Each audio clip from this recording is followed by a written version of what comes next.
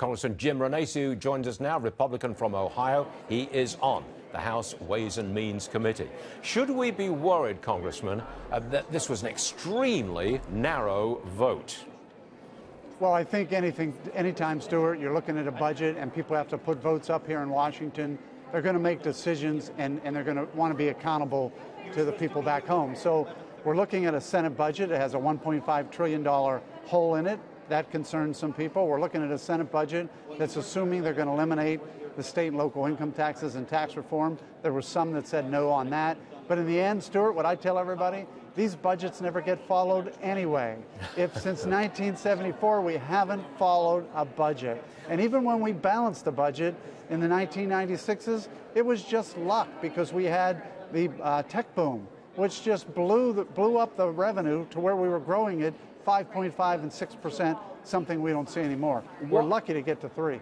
Okay, what's the chances of saying, no, we're not going to touch 401ks. No, we're not going to end the deduction for state and local taxes. No, we're not going to claw back any more money from anybody. What we're going to do is cut business taxes and personal taxes, and growth will pay for it all.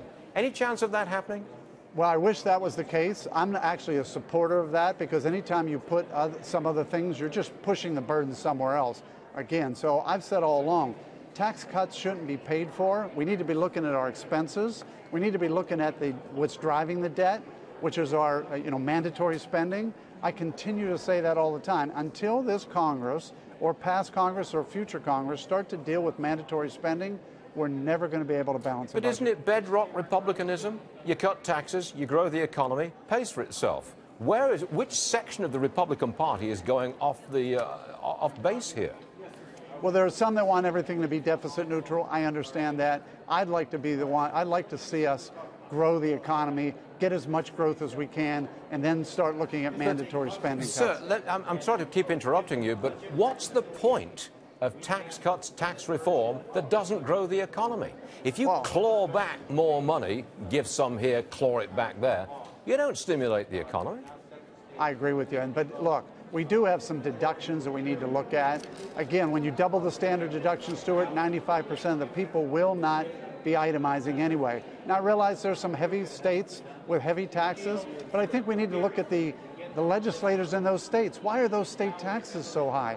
We are overtaxed in this whole country, and we need to start looking at local taxes, state taxes, but the federal government shouldn't be subsidizing some of these states. So I'm a big believer. Let's change the standard deduction. Let's eliminate some of these deductions that pick winners and losers. In the end, let's simplify things for the American people, lower their taxes, and lower the business tax. Sir, I've got about 40 seconds left. I want you to tell us what it was like on the floor of the House right towards the end as the vote was getting real close to ending the vote. Was it chaos? Horse trading, sausage making, all over the place.